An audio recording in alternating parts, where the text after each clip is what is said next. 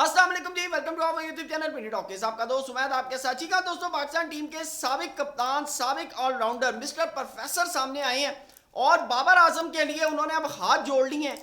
उनका कहना था कि बाबर आजम के साथ अब किसी किस्म का कोई तजर्बा ना किया जाए। उनका कहना है कि न्यूजीलैंड का ये जो 3 ओडीआई मैचेस का जो टूर है ना, ये कंडीशन बाबर आजम को भाई सूट करती हैं और बाबर आजम वहां पर एक बड़े गेम चेंजर साबित हो सकते हैं। क्या अपडेट आ रही है, तमाम चीजें आपके सामने रखेंगे। चैनल पर नए आए हैं तो इसको सब्सक्राइब करें, वीडियो पसंद आए तो लाइक भी करें और कमेंट सेक्शन में बाबर आजम इन 3 ओडीआई मैचेस में कितना स्कोर कर सकते हैं जरूर प्रेडिक्ट कीजिएगा। जी हाँ, आपको बताता चलूं कि मोहम्मद हफीज ने ट्वीट किया। उनका कहना था कि न्यूजीलैंड की जो कंडीशंस हैं वो बाबर आजम को सूट करती है। बाबर आजम न्यूजीलैंड के अंदर मैच खेलकर अच्छी यानी कि परफॉर्मेंस देकर एक दफा कम बैक कर सकते हैं, यानी कि वहां की जो कंडीशंस हैं वो उनको रीगेन करने के अंदर वापसी के लिए बहुत ज्यादा जो है सपोर्ट कर सकती हैं। साथ उनका कहना था कि बाबर आजम क्योंकि टेक्निकल बैटर है और दूसरी चीज के बाबर आजम हर सिचुएशन के अंदर जो है सरवाइव कर सकते हैं। तो जब एक बैटर के पास टेक्निक हो और उसके पास सर्वाइवल का ऑप्शन मौजूद हो तो वो बैटर जो है अपने आप को कम बैक जो है ऐसी कंडीशंस के ऊपर करवा सकता है, खास तौर के ऊपर न्यूजीलैंड जैसी। फिर उन्होंने कहा कि बाबर आजम की जो कंसिस्टेंसी है वहां पर उनको काफी ज्यादा जो है रेंज ऑफ शॉट्स उनको मिलेंगी, जिसकी वजह से वो अपनी कंसिस्टेंसी को 3 मैचेस के अंदर बरकरार रख सकते हैं और अच्छा रन्स का जो टोटल है ना वो दे सकते हैं। ये कहना है मोहम्मद हफीज का। साथ उन्होंने कहा है कि भाई no more experiment please, no more experiment please with Babar आजम।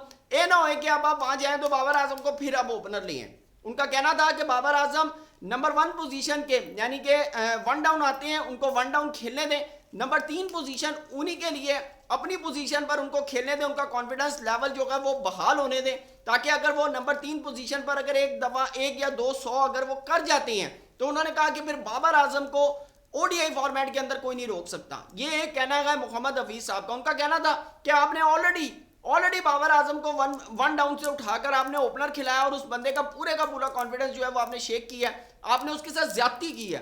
आपने उसको सचिन की मिसालें दे देकर, फलाने की मिसालें दे देकर आपने उसको कहा कि भाई तू कर सकना है, तू कर सकना है। उन्होंने कहा ये गलत है। और देखिए हर कोई सचिन नहीं हो सकता, सचिन का एक अपना मेंटल लेवल था, सचिन की एक अपनी क्लास है, बाबर आजम की एक अपनी क्लास है, विराट कोहली की एक अपनी क्लास है। हम लोग अगर इन तीनों को मिक्सचर कर देते हैं या हम बाबर और विराट कोहली का कंपैरिजन करना शुरू कर देते हैं, गलत करते हैं। और अभी वो हसन नवाज लड़का था, उसने एक इनिंग खेली और आप देखें कि उसका एकदम से कंपैरिजन स्टार्ट हो गया, उसका एकदम दुनिया के बड़े बड़े प्लेयरों के साथ कंपैरिजन स्टार्ट हो गया। मैंने उस वक्त भी कहा था पायन इसको कम से कम 100 मैच खेलने दें, इसको 100 मैच खेलने दें, इसकी 25-30 100 होने दें, इसकी कोई 60-30-40 50 होने दें, फिर कंपैरिजन करें। फिर यानी कि पता चलता है कि यार प्लेयर है, उसके अंदर कंसिस्टेंसी आने दें।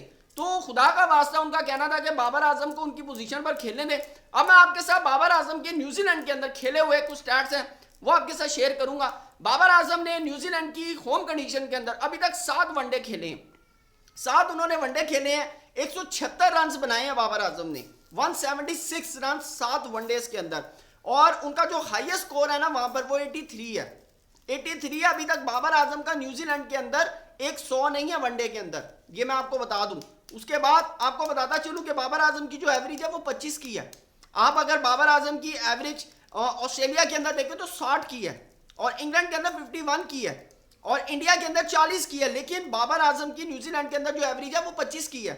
और सबसे हैरान कौन, आपको बताता चलूं कि बाबर आजम का जो स्ट्राइक रेट है न्यूजीलैंड में वो 76 का है, जबकि ऑस्ट्रेलिया के अंदर 82 का है। तो ये कंपैरिजन है बड़ा, इंग्लैंड के अंदर 91 का है।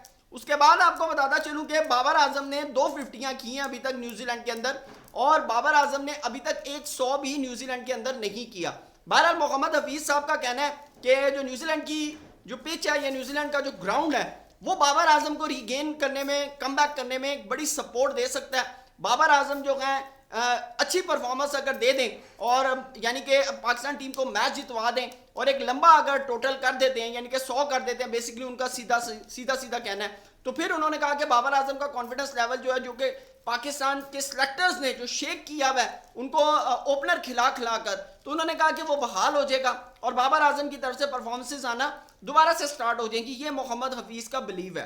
तो साथ उन्होंने रिक्वेस्ट भी किया पाकिस्तान के जो सिलेक्टर्स हैं उनसे कि पायन खुदा दा वास्ता है हुन बाबर आजम को दोबारा ना ओपनर खिला लेना, बाबर आजम को उनकी जो 1 डाउन पोजीशन है, जो नंबर 3 की जो उनकी पोजीशन है ना, बाबर आजम को वहीं पर खिलाएं।